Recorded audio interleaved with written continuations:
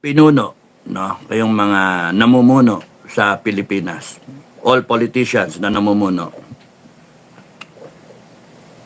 binoto kayo ng taong bayan, nilagay kayo dyan. Kayo nagkaroon ng power.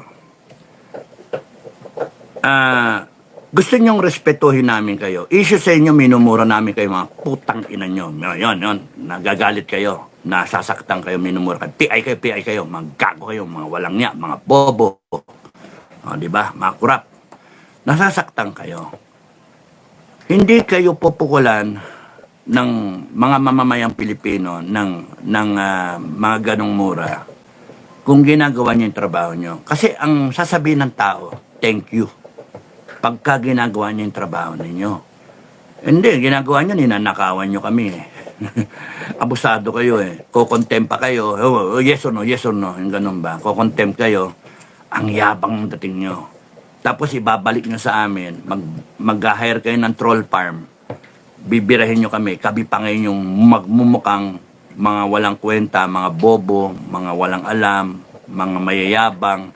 Kami lilitaw na may kasalanan. At gagamitin nyo pa yung batas laban sa amin. Grabing abuso nyo. Sobra.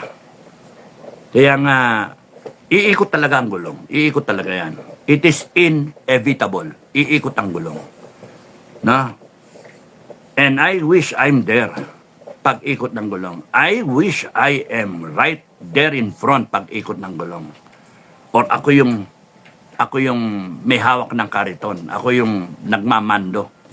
Kasi I will make sure na lahat kayo mapaparusahan. Kung hindi pwede ang death penalty, no? Ayoko nga eh. Maganda may death penalty. Pero kung titignan ninyo, patayin mong ganyan, tapos eh, wala na. Ang gusto ko talaga, habang buhay na paghirapan ng mga yan, mga kurap na yan, mga plunderer na yan, habang buhay sila maghirap. Sipin mo kung ngayon eh, kahit 20 taon sila maghirap, araw-araw nang gagawin ng langit na buhay ng mga yan. Iyak yan eh, iiyak yan. Imagine yung sakit, no?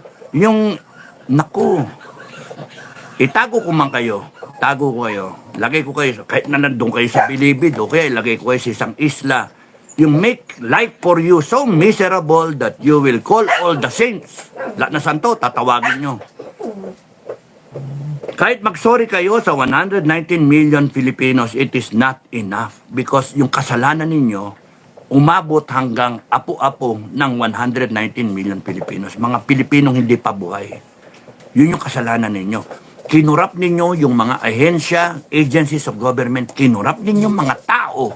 Kinurap ninyo mga mamamayang Pilipino na paglabanin ninyo. Nang walang dignidad yung mga mamamayan. Tanggap ng pera, kaliwa kanan, ayuda, akap, etc., etc., bayad sa troll, at saka sa mga vlogger. Wala eh. Ginawa nyo drug addict, pinabayaan nyo. Ginawa nyo corrupt. Corrupt na nga yung society natin eh. Ginawa nyo mas corrupt, pinaka-corrupt. Kaya grabing kasalanan ninyo. No? Ikaw, Marcos, down the line. When you could have been a better president than Duterte. When you could have been the best president in our time. Pero hindi eh. Binoto ka namin. Niloko mo kami. Nasaan na 1 million? 1 million na pabahay every year. Nakadalawang taon na mahigit. 2 milyong bahay na. Nasaan yung 2 milyong pabahay mo? Sabi mo, 6 na milyong bahay. O nasaan na? Wala. Na ikaw ang fake news. Dapat ikaw ang patawag. Sinabi mo na walang pumasok na PNP do sa KOJC, walang barel. Panay mga walang barel? Panay mga ano lang, riot control lang. Sinungaling, fake news. Dapat si Marcos ay ipatawag dyan. Yung tinapos na flood control, pinagmamalaki mo. O dapat ikaw ang imbestigahan. Kasi panay palpak, binaha pa rin ang mga kapwa Pilipino. Dapat nga yung pagka hair follicle drug test eh, mismong Congress. Pero kita nyo, inisip ko kanina eh, that's why it's very, very fitting, tamang-tama na yung Council of Elders na sinasabi namin, no, ng FGF, no? Council of Elders, eto na yung presidente. The president can be a member of that or not, no? Depende. Itong Council of Elders, saktong-sakto yan na pagka nagko-connive na ang presidente ng Pilipinas, yung legislative niya, yung Senate President at saka yung Speaker of the House at mga congressmen, hawak na ng presidente kasi pera-pera lang. At hawak nila kunyari yung judiciary na papalabas nila kung favorable o hindi yung kaso, nagdadrama-drama lang kunwari sila. Kung gano'n na nangyayari, wala ka nang tatakbuhan. Pagka yung AFP tsaka yung PNP corrupted, hinaharang nila yung mga kababayan natin, pinipigil at tapos sinasabi pa apolitical at saka they will uphold the Constitution when in fact 2 taon na tayo ninanakawan. Oh, ang linaw-linaw. Had it been yung AFP tsaka yung PNP, you sided with the Filipino people, walang nanakaw. Kung meron man, konti lang. Hindi nawala yung ginto, hindi nawala yung Marligapan, hindi mawala yung PCSO, yung PhilHealth. Ang dami, yung flood control project.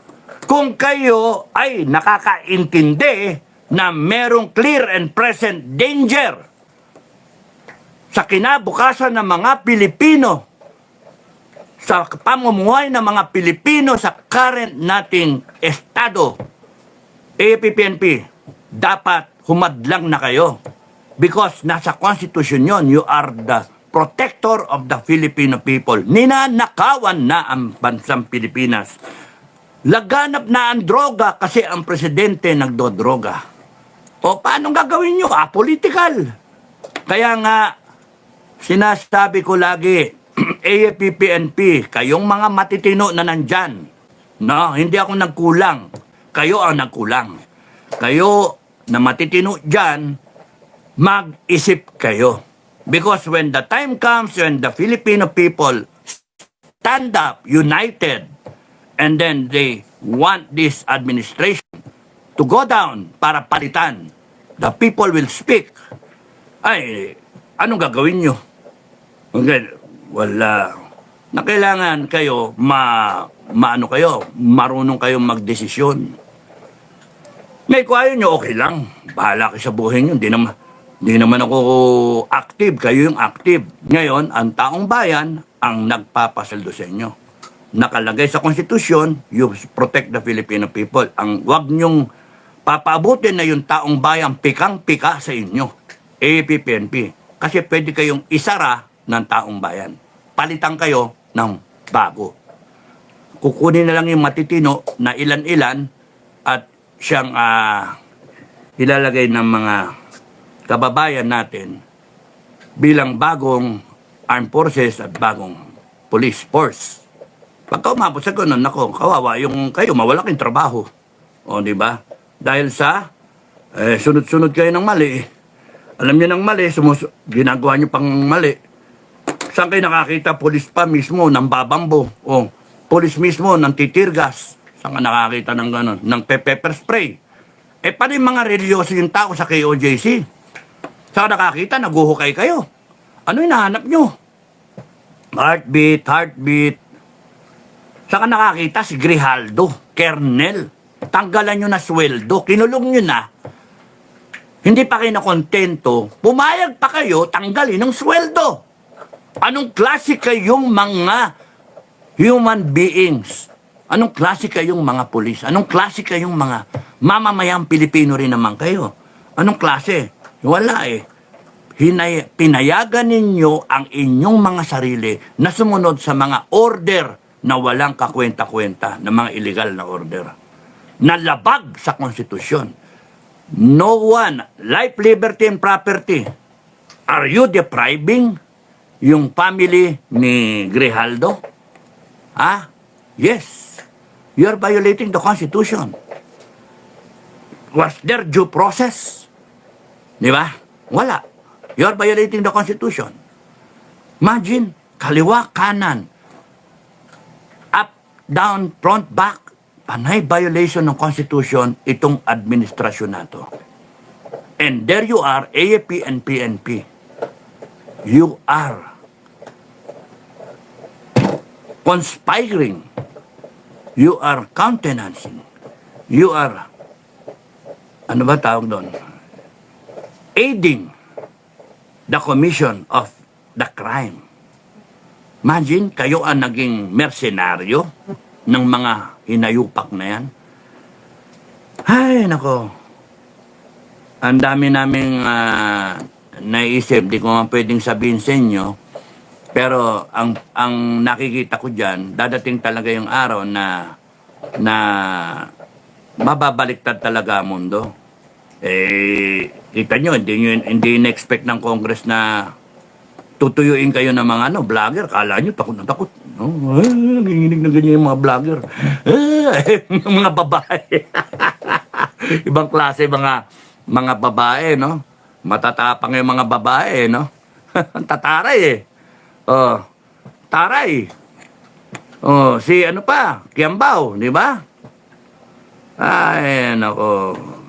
Buti mga pinagsama-sama, matatalino na. Panay mga matataray pa. Ay, nako.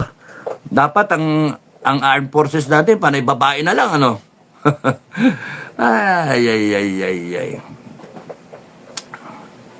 Nakakaloko. Yan, kita nyo, problemado kayo ngayon. Because the vloggers are uniting.